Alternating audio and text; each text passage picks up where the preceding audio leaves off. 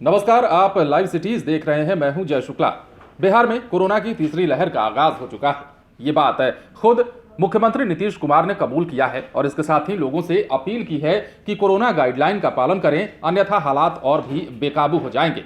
नीतीश कुमार ने इसके साथ ही जिन लोगों को निर्देशित किया है कोरोना गाइडलाइन का पालन कराने के लिए, उनके बारे में भी हम आपको बताएंगे। लेकिन सबसे पहले तो नीतीश कुमार ने इस बात को कबूल करते हुए बहुत बड़ा निर्देश भी दिया है और लोगों से बहुत बड़ी अपील भी की है। बिहार में लगातार कोरोना वायरस के केस बढ़ रहे हैं। मंगलवार को जारी स्वास्थ्य विभाग की रिपोर्ट को देखें तो बिहार में कोरोना वायरस के 47 नए केस मिले हैं। 4 दिनों की रिपोर्ट देखने पर यह पता चलता है कि बिहार में एक्टिव केसों की संख्या दोगुनी हो गई है। इस बीच मुख्यमंत्री नीतीश कुमार ने यह भी कह दिया है कि बिहार में कोरोना की तीसरी लहर आ चुकी है।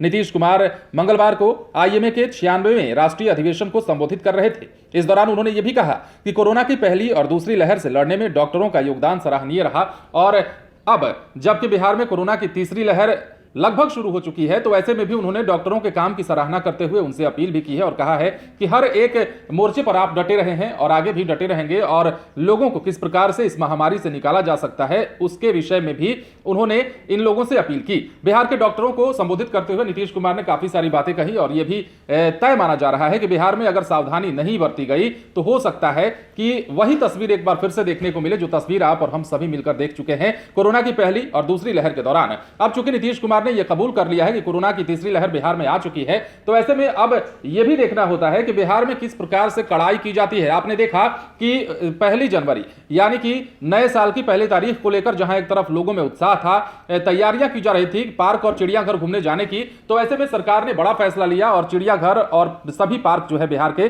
बंद करा दिए गए हैं 31 से 2 तारीख तक के बीच में। क्या ये दिन जो है और बढ़ाए जाएंगे, क्या ये आंकड़ा और बढ़ता है तो और भी कई फैसले लिए जाएंगे, ये फिलहाल इंतजार का विषय है। लेकिन जिस प्रकार से बिहार सरकार और बिहार की पुलिस गंभीर नजर आ रही है, इस बार यह कहा जा रहा है कि कोरोना की तीसरी लहर अगर बिहार में आती भी है तो उस पर काबू पाने में हम सक्षम हैं। दूसरी ओर कोरोना टीकाकरण का हवाला दिया जा रहा है। कहा जा रहा है कि लगभग 10 करोड़ लोगों को कोरोना से वैक्सीनेट कर दिया गया है, तो ऐसे में कोरोना की तीसरी लहर अगर आती भी है तो ज्यादा खतरा नहीं होगा। बहरहाल लगातार मिल रहे मरीजों के आंकड़े बहुत डराने वाले हैं। बिहार के तमाम जिलों की अगर हम बात छोड़ देते हैं, सिर्फ राजधानी पटना की बात करते हैं, तो यहां पर एक बार फिर से कोरोना के जो ताजा मामले मिल रहे हैं वो वाकई डराने वाले हैं।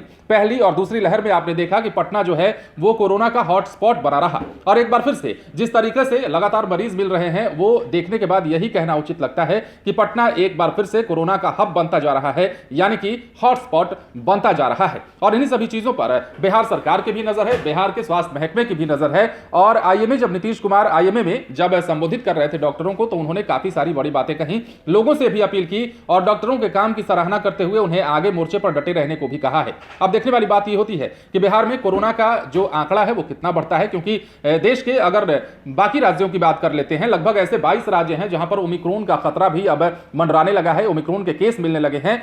यूपी और दिल्ली की बात अगर कर लेते हैं तो वहां पर नाइट कर्फ्यू जैसे फैसले लिए गए हैं यूपी में, तो वहीं दिल्ली की अगर बात करें तो दिल्ली में सिनेमा घर, जिम और अन्य सामाजिक स्थानों को बंद कर दिया गया है। यह देखते हुए कि कोरोना की लहर जो है तीव्र गति से इस बार अटैक कर रही है। आप बने रहें लाइव सिटीज के साथ और सुरक्षित रहें। यदि आपने इस चैनल को सब्सक्राइब नहीं किया है तो सब्सक्राइब कर लीजिए। यदि आप ये वीडियो फेसबुक पर देख रहे हैं तो पेज को लाइक करें। इसके अलावा ट्विटर पर जरूर फॉलो करें।